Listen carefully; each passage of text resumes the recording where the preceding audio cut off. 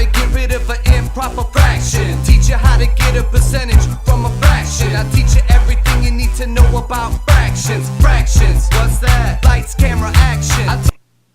Once again, there's Mr. Dewey with the song Fractions.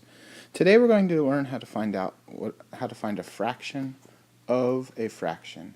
And that word of becomes extremely important, so let's pay attention. As you can see here, the word of means multiply. So let me give you a couple examples of what that means in certain problems. So if I have this problem here of 1/2 of 3, this of here is going to be replaced with a multiplication sign, like so. So now I can take 1/2 and times it by 3. And we're going to learn here that we can take 1 times 3, which equals 3, and then we can pretend that there's a 1 there, so 2 times 1 equals 2, and my answer is 3/2, or 1 1/2. So to think about this word of, it simply means to multiply. So whenever you see the word of, multiply. Here are two more examples I want to show you quickly. I have 3/4 of 2. Whenever I have a whole number like that, I can automatically put a 1 as the denominator, because then it's going to help me with those fractions. And remember, of means to multiply, so I can replace this with a multiplication symbol. So now I just multiply across. 3 times 2 equals 6. 4 times 1 equals 4, and now I just have to simplify this, and I have 1 2/4,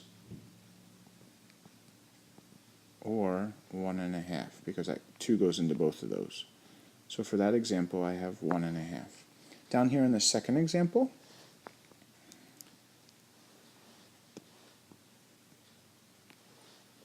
I have 1/2 of 1/2. So all I have to simply do here is multiply the numerators, multiply the denominators, and I have my answer. So 1 times 1 equals 1. 2 times 2 equals 4, because again, this word of means to multiply. So 1/2 of 1/2 is equal to 1/4. On your notes page, you now have 4 problems in the Give It a Try section. 1/2 of 1/4 is the only one I'm going to show you how to do. So pause here for a second, solve those 4 problems, and then I'll show you how to do 1/2 of 1/4. And then you're going to have to check in with the teacher to see if you have the other 3 correct. Okay, so if I remember back, that word of means to multiply. So I'm going to simply multiply my numerators, which 1 times 1 equals 1. And I'm going to multiply my denominators. 2 times 4 equals 8. So therefore 1/2 of 1/4 is 1/8. Go ahead, and if you haven't done so already, solve the next 3 problems, and then when you're done with your notes page, check in with the teacher to make sure you have everything correct. I'm going to quickly show you one more way to solve fraction of fraction problems. You can continue to work your way across by multiplying denominators, multiplying numerators, and then possibly dividing. But this way is a little bit different, so let me show you. I'm going to do the same thing I've always been doing. I'm going to put that denominator down there as 1 because I know I can. But this time I'm going to take the 3 and I'm going to divide it into 12. So I know that 3 goes into 12 4 times. So now I have a 4 there. And now I can simply multiply across my numerators.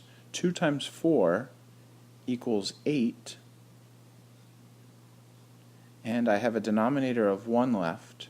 So my answer is 8 over 1, which is actually, the answer is 8. So let me give you one more example here. I have 3/4 of 16. 3/4 of 16. And you remember, of means multiply. And hopefully you're saying to yourself, Mr. Whitmer, put that 1 down there in the denominator. So this time I'm going to do the same thing. I'm going to take my 4 and I'm going to put it into my 16, or divide it into my 16. So 4 goes into 16 4 times. And now I multiply my numerators. 3 times 4 equals 12. And I put that over my 1, and my answer simply is 12. So another way to solve those problems is to simply take your denominator, put it into your numerator by dividing, and then multiplying your 2 numerators across. You have to pick which way works best for you. To review, I have 2 problems for you. On both problems I need to put a 1 to make for my denominators, like so. And now for the top problem, I'm going to simply multiply across. 4 times 1 equals 4. 2 times 1 equals 2. 4 over 2, which is actually equal to 2.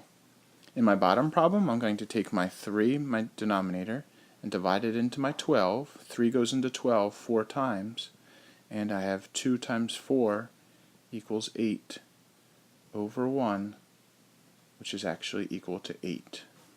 That's all for today, so think about when you do fraction of fraction problems, which way you would like to solve. Sometimes you might be able to do it the top way, other times it might be easier to do it the bottom way. Go ahead and take a look at the bundle and see what you have to work on next.